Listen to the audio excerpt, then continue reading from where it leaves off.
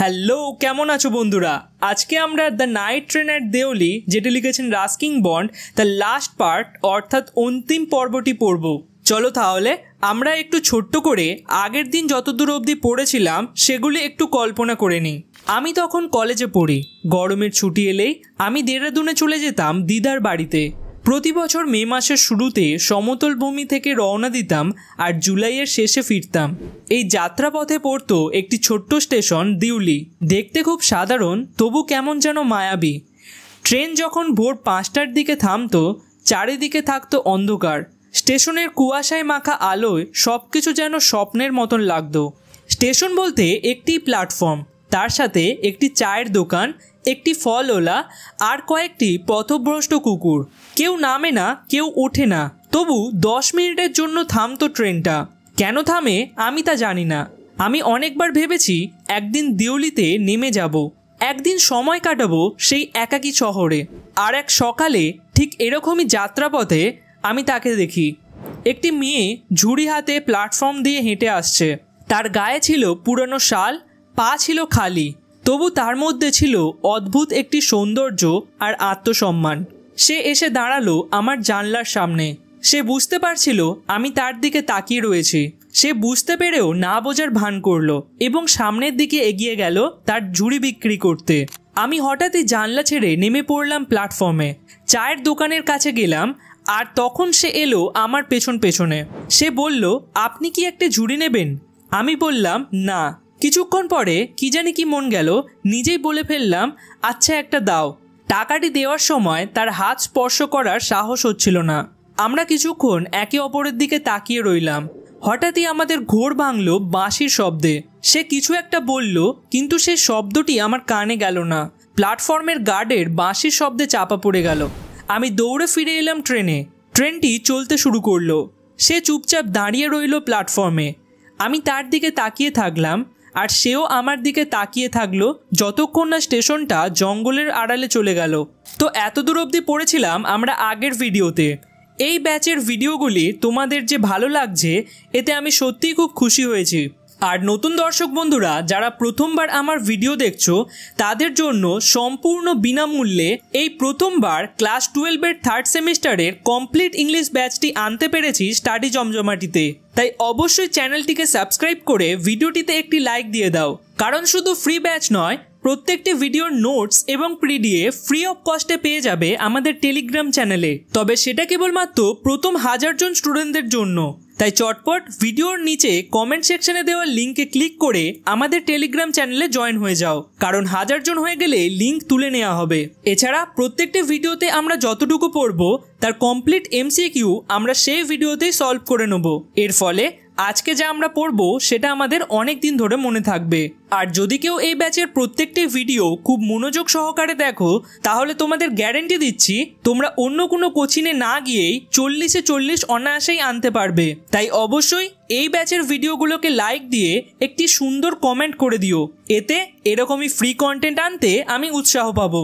চলো তাহলে এবার গুটি গুটি পায়ে আমরা আমাদের গল্পের অন্তিম পর্বটি শুরু করি।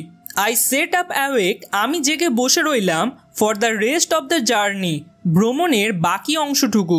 যেহেতু মেয়েটির সাথে লেখকের দেখা ভোরে হয়েছিল, তাই ভ্রমণের বাকি অংশটুকু তিনি জেগেই বসে রয়েছিলেন। I could not read my mind, read মানে হচ্ছে মুক্ত হওয়া বা সরিয়ে ফেলা। আমি মন থেকে সরাতে পারছিলাম না of the picture of the girls face, মেয়েটির মুখের ছবি, অ্যান্ড হার ডার্ক, আর তার গাঢ় স্মল্ডারিং আইস, আগুন জ্বলা চোখগুলো।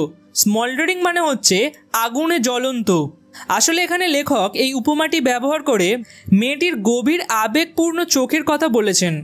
But when I reached Dehra, কিন্তু যখন আমি দেহরায় পৌঁছালাম, the incident became blurred and distinct, ঘটনাটি আবছা এবং দূরের কুয়াশার মতন হয়ে গেল।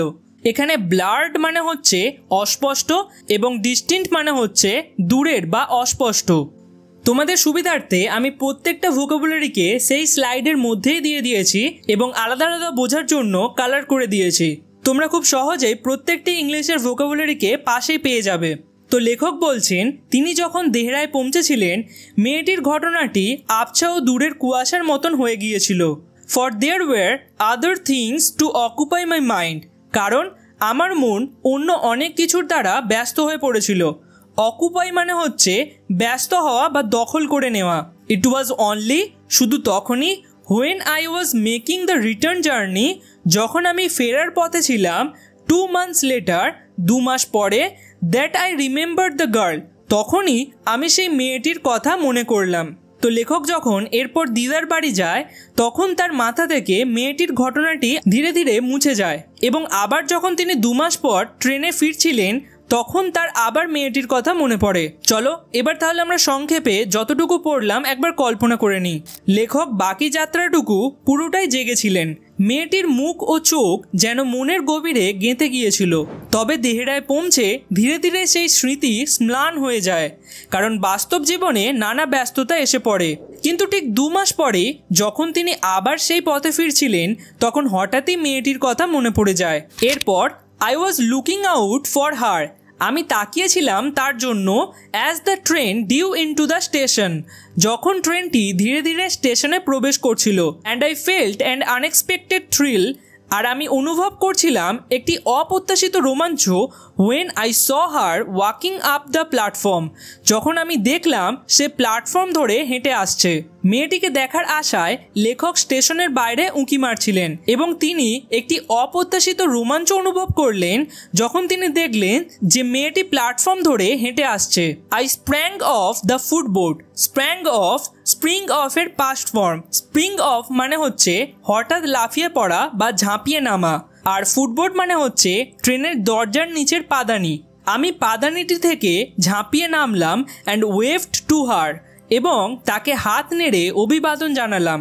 ওয়েভ টু সামওয়ান মানে হচ্ছে কাউকে হাত নেড়ে ইশারা করা বা অভিবাদন জানানো। When she saw me she smiled, যখন সে আমাকে দেখলো সে হাসলো। She was pleased that I remembered her, সে খুশি হয়েছিল যে আমি তাকে মনে রেখেছি। I was pleased that she remembered me, আর আমি খুশি হয়েছিলাম যে সেও আমাকে মনে রেখেছে। উই ওয়ার বোথ প্লিজড, আমরা দুজনেই খুশি ছিলাম। And it was almost like a meeting of old friends, আর তা যেন ছিল পুরনো বন্ধুদের পুনর্মিলনের মতন। এবার আমরা যতটুকু পড়লাম একবার সংক্ষেপে কল্পনা করে নিই। যখন ট্রেনটি স্টেশনে ঢুকছিল লেখক মেয়েটিকে খুঁজছিলেন এবং হঠাৎ তাকে দেখে মনে এক রোমাঞ্চ অনুভব করেন। তিনি ট্রেন থেকে নেমে মেয়েটিকে হাত নেড়ে ডাকেন। মেয়েটি তাকে দেখে হাসে। দুজনেই খুশি ছিল কারণ দুজনেই একে অপরকে মনে রেখেছিল। মুহূর্তটি ছিল যেন দুটো পুরনো বন্ধু আবার অনেক দিন পর দেখা করেছে। এরপর সে did not go down the length of the train, সে ট্রেনের পুরোটা ধরে হাঁটলো না সেলিং বাস্কেটস, ঝুড়ি বিক্রি করতে করতে, but came straight to the tea stall, বরং সরাসরি চায়ের দোকানের দিকে চলে এলো। সাধারণত মেয়েটি যেহেতু ট্রেনে ঝুড়ি বিক্রি করছিল প্রথমবারে সে পুরো গোটা ট্রেনটি ঝুড়ি বিক্রি করার জন্য এগিয়ে গিয়েছিল, কিন্তু এবারে সে আর ট্রেনটি ধরে আগে এগিয়ে গেল না, সে সরাসরি চা দোকানের দিকে চলে এলো। আর ডার্ক আইস, তার কৃষ্ণাভ চোখগুলো, ওয়াজ সাডেনলি ফিল্ড উইথ লাইট, হঠাৎই আলোতে ভরে উঠল। We sat nothing for some time, আমরা কিছুক্ষণ কিছুই বললাম না। But we could not have been more eloquent. Eloquent আমরা আগেও দেখেছি, এর মানে হচ্ছে ভাব প্রকাশে দক্ষ, অর্থাৎ না বলেই কোনো কিছু কথা প্রকাশ করা। তো লেখক বলছেন আমরা কিছুক্ষণ কিছুই বললাম না, তবুও আমরা যেন শব্দ ছাড়াই অনেক কিছু বলে ফেললাম। এবার সংক্ষেপে দেখা যাক। মেয়েটি এবার আর ট্রেনের প্রতিটি কামরার সামনে গিয়ে ঝুড়ি বিক্রি করলো না, সে সরাসরি চায়ের দোকানের দিকে এলো। তার চোখে ছিল এক উজ্জ্বলতা, যেন অনুভবের ঝিলিক। দুজনেই চুপ ছিল, তবু নীরবতার মধ্যেও যেন অজস্র কথা বিনিময় হয়ে গেল। আই ফেল্ট দ্য ইম্পালসিভ, আমার মনে হচ্ছিল একটি আকস্মিক ইচ্ছা। ইম্পালসিভ মানে হচ্ছে আকস্মিক ইচ্ছা বা তাড়না। To put her on the train there and then, তখনই তাকে ট্রেনে তুলে নেওয়ার। And take her away with me, এবং তাকে আমার সঙ্গে নিয়ে যাওয়ার। এরপর I could not bear the thought, আমি ভাবতেই পারছিলাম না সেই ভাবনাটা যে of having to watch her, যে আমাকে দেখতে হবে তাকে। রিসিড ইনটু দ্য ডিস্টেন্স, ধীরে ধীরে দূরত্বে মিলিয়ে যাচ্ছে।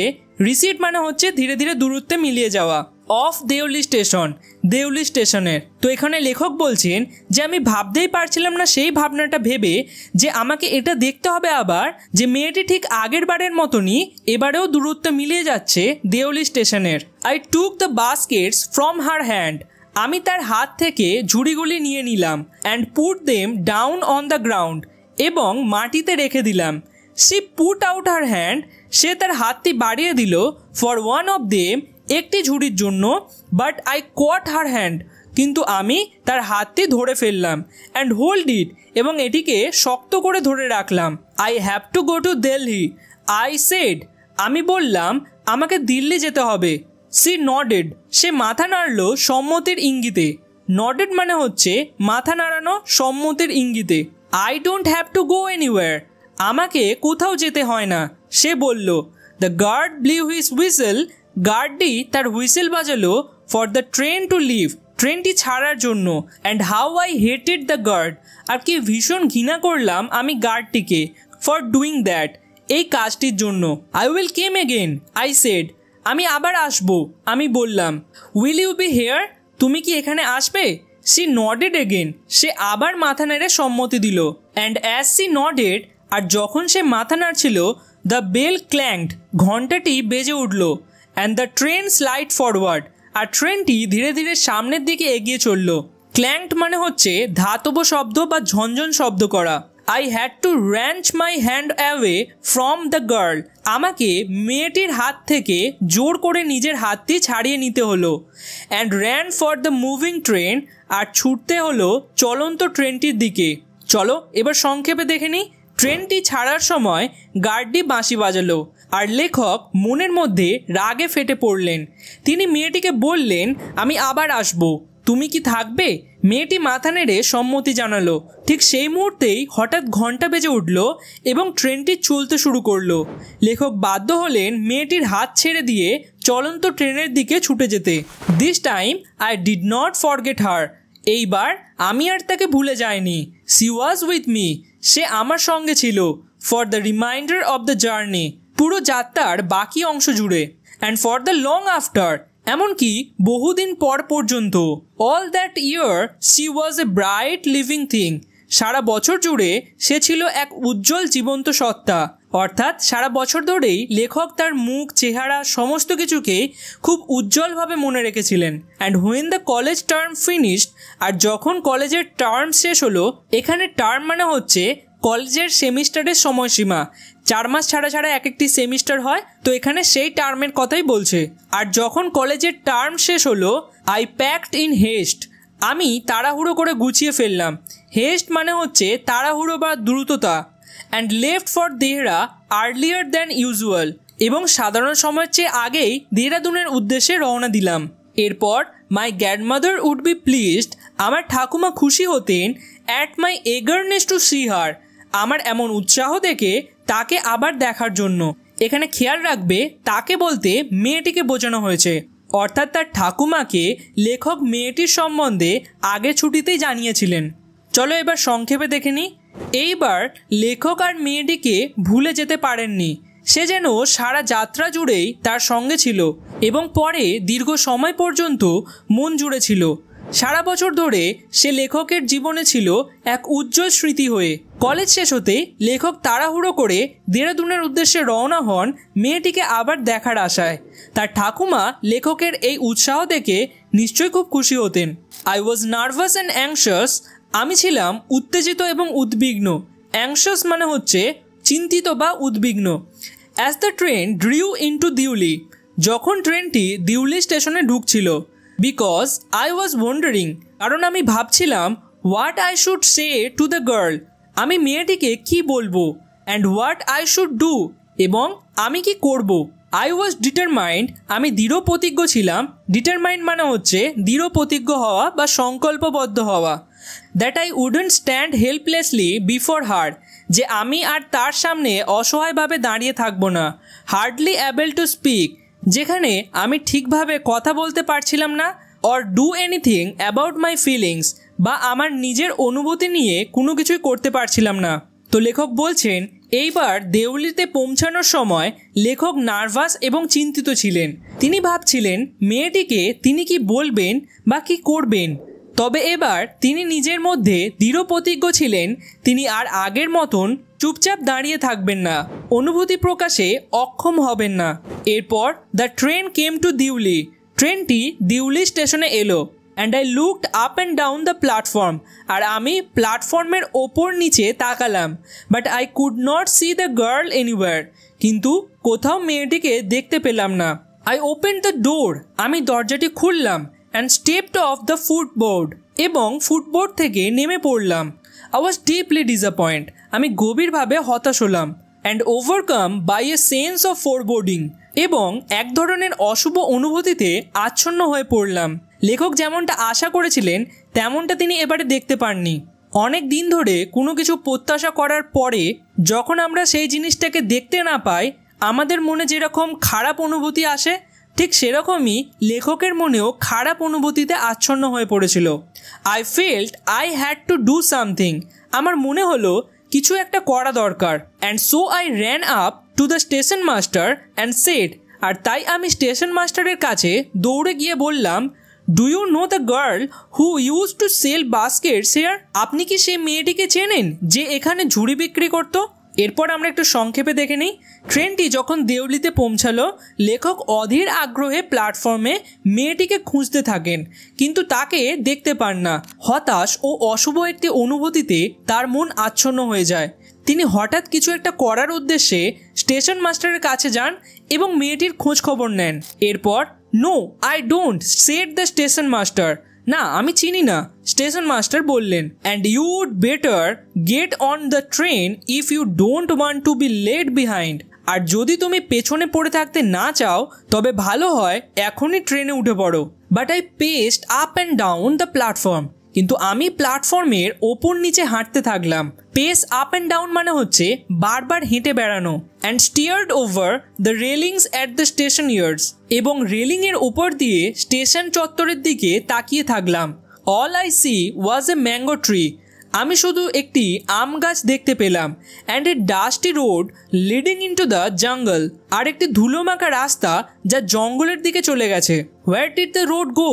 রাস্তাটি কোথায় গিয়ে মিশেছে? The train was moving out the station. ট্রেনটি স্টেশন ছেড়ে চলে যাচ্ছিল। And I had to run up the platform. আর আমাকে প্ল্যাটফর্ম ধরে দৌড়াতে হলো। And jump for the door of my compartment. এবং নিজের কামরার দরজায় লাফ দিয়ে উঠতে হলো। এরপর then as the train gather speed, তারপর যখন ট্রেনটি গতি বাড়াচ্ছিল and rushed through the forest, এবং জঙ্গলের মধ্যে দিয়ে ছুটে চলছিল, I said brooding in front of window. আমি জানলার সামনে বসে গভীর চিন্তায় ডুবে গেলাম। লেখক বলছেন স্টেশন মাস্টার জানালেন যে তিনি মেয়েটিকে চেনেন না এবং লেখককে ট্রেনে উঠতে বললেন, কিন্তু লেখকের মন মানতে চায় না। তিনি প্ল্যাটফর্মে হেঁটে বেড়ান, চারিদিকে তাকান, দেখেন শুধু ধুলোমাখা রাস্তা আর একটি আম গাছ। অবশেষে ট্রেনটি চলতে শুরু করলে লেখক দৌড়ে কামরায় উঠে পড়েন এবং জানলার সামনে বসে চিন্তায় ডুবে যান। What could I do about finding a girl? আমি সেই মেয়েটিকে খুঁজে পেতে কী বা করতে পারতাম? I had seen only twice, যাকে আমি মাত্র দুবার দেখেছি।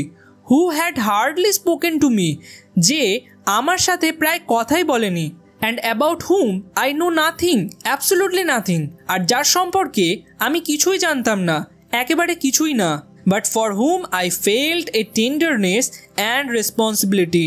তবুও যার জন্য আমার মনে এক ধরনের মমতা আর দায়িত্ববোধ তৈরি হয়েছিল। That I had never felt before, যেটা আমি আগে কখনো অনুভব করিনি। My grandmother was not pleased with my visit after all. শেষ পর্যন্ত আমার দিদা আমার এবারের যাত্রাটিতে খুশি হননি। Because I don't stay at her place more than a couple of weeks. কারণ আমি তার বাড়িতে কয়েক সপ্তাহের বেশি থাকিনি। কেন লেখক থাকতে পারেনি তারপরেই বলছেন, I felt restless and ill at ease. আমি অস্থির ও অস্বস্তিতে ভুগছিলাম। ইল অ্যাট এস মানে হচ্ছে অস্বস্তিকর অবস্থায় থাকা, আর রেস্টলেস মানে হচ্ছে অস্থির বা ছটফট করা। So I took the train back to the plains. তাই আমি আবার ট্রেনে করে সমতলের দিকে রওনা দিলাম। meaning to ask further questions of the station master at Dewey. Dewey station মাস্টারের কাছে আরও কিছু প্রশ্ন করার ইচ্ছে নিয়ে। লেখক অনুভব করলেন তিনি সেই মেয়েটিকে খুব কম দেখেছেন, তবুও তার প্রতি লেখকের মনের গভীর মমতা ও দায়িত্ববোধ জন্মেছে। দিদার কাছে এবারে তার বেশি দিন আর থাকা হলো না, কারণ তার মন অস্থির হয়ে পড়েছিল মেয়েটির জন্য। শেষমেশ তিনি সিদ্ধান্ত নিলেন যে তিনি আবার দিউলি স্টেশনে ফিরবেন এবং মেয়েটির সম্বন্ধে স্টেশন মাস্টারের কাছে আরও কিছু প্রশ্ন উত্তর করবেন। এরপর but at the Deoli there was a new station master. কিন্তু দিউলিতে এখন একজন নতুন স্টেশন মাস্টার ছিল। The previous man had been transfer to another post. পূর্বের স্টেশন মাস্টারকে অন্য একটি পদে বদলি করে দেওয়া হয়েছে উইদিন দ্য পাস্ট উইক, গত এক সপ্তাহের মধ্যেই। The new man didn't know anything. নতুন স্টেশন মাস্টার কিছুই জানতেন না about the girl who sold baskets, সেই ঝুড়ি বিক্রি করা মেয়েটির ব্যাপারে। I found the owner of the tea stall. আমি চা দোকানের মালিককে খুঁজে বের করলাম। শ্রিভেলড আপ মানে হচ্ছে প্রায় শুকিয়ে যাওয়া বা কুঁকড়ে যাওয়া। একজন ছোট কুঁকড়ে যাওয়া অর্থাৎ বৃদ্ধ একজন ব্যক্তি যে ওয়ারিং গ্রিসি ক্লোথস, যার গায়ে ছিল তৈলাক্ত জামা কাপড়। And ask him if he knew, এবং তাকে জিজ্ঞাসা করলাম সে কি জানে anything about the girl with the Vazquez, সেই ঝুড়ি বিক্রেতা মেয়েটিকে নিয়ে কিছু। সংক্ষেপে দেখা যাক, লেখক দিউলি স্টেশনে ফিরে গিয়ে জানতে পারেন যে পুরনো স্টেশন মাস্টারকে বদলি করে দেয়া হয়েছে। নতুন স্টেশন মাস্টার মেয়েটিকে চেনেন না। লেখক এরপর চায়ের দোকানের মালিকের কাছে গিয়ে খোঁজ নেন যদি তিনি মেয়েটির সম্বন্ধে কিছু জানেন। Yes, there was such a girl here. হ্যাঁ, এখানে এমন একটি মেয়ে ছিল। I remember quite well. আমি খুব ভালো করেই মনে করতে পারি। হি সেড, সে বলল। But she has stopped coming now. কিন্তু এখন সে আর আসে না। ওয়াই? I asked. কেন? আমি জিজ্ঞাসা করলাম। What happen to her? তার সাথে কি হয়েছে? How should I know? Said the man. আমি কিভাবে জানবো? লোকটা বলল। She was nothing to me. সে আমার তেমন কেউ নয়। And once again I had to run for the train. এবং আবারও আমাকে ট্রেন ধরতে দৌড়াতে হলো। এরপর অ্যাজ দিউলি প্ল্যাটফর্ম রিসিড, যখন দিউলি প্ল্যাটফর্মটা ধীরে ধীরে চোখের সামনে থেকে সরে যাচ্ছিল, রিসিড মানে হচ্ছে ধীরে ধীরে চোখের সামনে থেকে সরে যাওয়া বা দূরে চলে যাওয়া। আই ডিসাইডেড দ্যাট, আমি স্থির করলাম যে I would have to break journey there, একদিন আমাকে ওখানে নেমে যাত্রা ভেঙে কিছুক্ষণের জন্য থামতে হবে। ব্রেক জার্নি মানে হচ্ছে যাত্রার মাঝখানে কিছুক্ষণের জন্য থামা। Spend a day in the town, শহরটায় একদিন কাটাতে হবে। মেক এনকোয়ারিজ, খোঁজ নিতে হবে। অ্যান্ড ফাইন্ড দ্য গার্ল, এবং খুঁজে বার করতে হবে সেই মেয়েটিকে who had stolen my heart, যে আমার হৃদয়টি চুরি করে নিয়েছিল। With nothing but a look from her dark impatient eyes, অন্য কোনো কিছু নয়, শুধুমাত্র একটি দৃষ্টিতে, তার গাঢ় অধৈর্য চোখের চাহনিতে। তো লেখক বলছেন চায়ের দোকানদার জানালেন যে এমন এক মেয়ে আগে দিউলিতে ঝুড়ি বিক্রি করত, কিন্তু এখন আর সে আসে না। কেউই কিছু জানে না তার সম্পর্কে। ট্রেনটি আবার ছেড়ে দিলে লেখক প্রতিজ্ঞা করেন একদিন তিনি দিউলিতে নেমে খোঁজ করবেন সেই মেয়েটির, যে শুধু এক দৃষ্টিতেই তার হৃদয় চুরি করে নিয়েছিল। এরপর উইথ দিস থট, এই চিন্তা নিয়ে আই কনসোল্ড মাই সেলফ, আমি নিজেকে সান্ত্বনা দিতাম throughout my last term in college, কলেজের শেষ সেমিস্টার জুড়ে। এরপর I went to Dehra again in summer, গ্রীষ্মকালে আমি আবার দেহরায় গেলাম। And when in the early hours of the morning, আর যখন সকালের প্রথম ভাগে the night train drew into Deoli station, রাতের ট্রেনটি দিউলি স্টেশনে এসে ঢুকলো, I looked up and down the platform for signs of the girl, আমি প্ল্যাটফর্মের এদিক ওদিক তাকিয়ে মেয়েটির কোনো চিহ্ন খুঁজতে লাগলাম। Knowing I wouldn't find her, জানতাম আমি তাকে খুঁজে পাবো না। But hoping just the same, তবুও মনে মনে আশা করেছিলাম। সংক্ষেপে বললে লেখক কলেজের শেষ সেমিস্টারে নিজের মনকে সান্ত্বনা দিয়েছিলেন সেই মেয়েটির কথা ভাবতে ভাবতে। গ্রীষ্মকালে তিনি আবার দেহরায় ফিরে যান। খুব ভোরে যখন ট্রেনটি দিউলি স্টেশনে পৌঁছায়, তখন তিনি মেয়েটির আশায় প্ল্যাটফর্মে খোঁজ করতে থাকেন, যদিও জানতেন তিনি আর মেয়েটিকে দেখবেন না। এরপর সামহাউ, কিভাবে যেন, I could not bring myself to break journey at Deoli, আমি নিজেকে রাজি করাতে পারিনি দিউলিতে যাত্রা ভাঙার জন্য। And spend a day there, এবং সেখানে একদিন কাটানোর জন্য। এরপর লেখক কল্পনা করছেন, if it was all fiction or a film I reflected. আমি ভাবলাম যদি এটা সব কিছু একটা গল্প হতো বা সিনেমা হতো, I would have got down, তাহলে আমি ট্রেন থেকে নেমে যেতাম, and cleaned up the mystery, এবং রহস্যটা পুরো পরিষ্কার করতাম, and reached a suitable ending for the whole thing, এবং পুরো ঘটনাটার একটা সুন্দর সমাপ্তি নিয়ে আসতাম।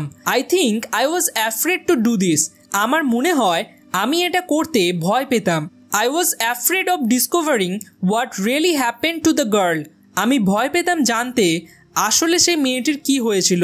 Perhaps she was no longer in Deuli.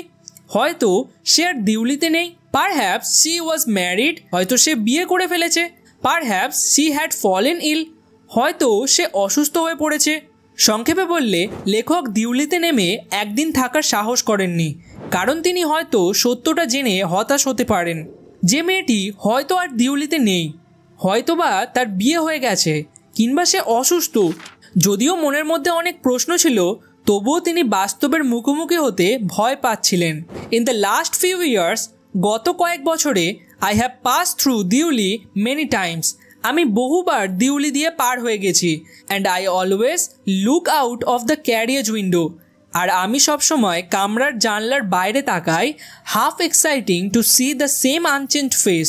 আধা আশায় থাকি সেই একই অপরিবর্তিত মুখটা দেখার, স্মাইলিং আপ অ্যাট মি, যে আমার দিকে তাকিয়ে হাসছে। এরপর I wonder what happens in Deoli. আমি ভাবি দিউলিতে কি ঘটছে বিহাইন্ড দ্য স্টেশন ওয়ালস, স্টেশনের দেওয়ালের পেছনে। তো লেখক এখানে ঠিক মেয়েটির সাথে দেখা করার আগে যেরকম দেউলি সম্বন্ধে ভাবতেন, এখনও আবার তিনি তার ভাবনার মধ্যে ডুবে গেছেন। ঠিক শুরুতেই আমরা এরকমই একটা লাইন দেখেছিলাম যখন তিনি মেয়েটির সাথে দেখা করার আগের অবস্থায় ছিলেন, but I will never break my journey there. কিন্তু আমি কখনোই সেখানে যাত্রা ভাঙব না। It may spoil my game. এটা হয়তো আমার কল্পনার খেলাটা নষ্ট করে দেবে। তো যেমনটা বললাম, তিনি আবার কল্পনার মধ্যে হারিয়ে গেছেন। I prefer to keep hoping and dreaming. আমি বরং আশা এবং স্বপ্নে বাঁচতে ভালোবাসি। And looking out of the window up and down the lonely platform. আর জানলার বাইরে তাকিয়ে থাকি সেই একাকী প্ল্যাটফর্মের দিকে। Waiting for the girl with the baskets. অপেক্ষায় থাকি ঝুড়ি নিয়ে আসা সেই মেয়েটির জন্য। I never break my journey at Deoli. আমি কখনোই দেউলিতে যাত্রা ভাঙি না। But I pass through as often as I can. তবে যতবার সম্ভব আমি সেই পথ দিয়ে যাতায়াত করি। চলো শেষে একবার সংক্ষেপে দেখে নিই লেখক কি বলতে চাইলেন। লেখক বহুবার দেউলি পার হলেও কখনো সেখানকার যাত্রা ভাঙেননি। মনের গভীরে এখনও সেই ঝুড়ি বিক্রেতা মেয়েটির মুখ তার মনে পড়ে। তাই জানলার দিকে তাকিয়ে আশা করেন হয়তো আবার দেখতে পাবেন। কিন্তু বাস্তবতার মুখোমুখি না হতে চেয়ে তিনি কল্পনা ও স্বপ্নের মধ্যেই মেয়েটিকে বাঁচিয়ে রাখতে চান ও খুঁজে যেতে চান। তো কেমন লাগলো তোমাদের গল্পটা? আশা করছি তোমরা রিলেট করতে পারছো। হয়তো তোমাদের জীবনেও এরকমই কোনো না কোনো সিচুয়েশান এসেছে। আমার মতে এটাই জীবন। জীবনের এই ছোট ছোট মুহূর্তগুলো আমাদের সবার জীবনে আসে। আর হয়তো লেখকের মতনই আমরাও বাস্তবতার মুখোমুখি না হয়ে সেই সমস্ত স্মৃতিগুলোকে আমাদের মনের মধ্যেই বাঁচিয়ে রাখতে চাই, যাতে পরে কোনো দূর ভবিষ্যতে আমরা সেই স্মৃতিগুলোকে মনে করতে পারি আর সেগুলোকে অনুভব করতে পারি। এই ভিডিওটার এমসিকিউ আমি আলাদা করে আনবো, কারণ সেই ভিডিওতে আমি প্রপারলি ডেডিকেট করব কিভাবে তোমরা এমসিকিউকে সলভ করতে পারবে, কী কী টেকনিক ব্যবহার করলে এমসিকিউ একদম অ্যাকুরেট আনসার দিতে পারবে এবং 40-এ 40 অনায়াসে তুলতে পারবে। তো দেখা হচ্ছে পরের এমসিকিউ পার্টে। ততক্ষণের জন্য বাই বাই।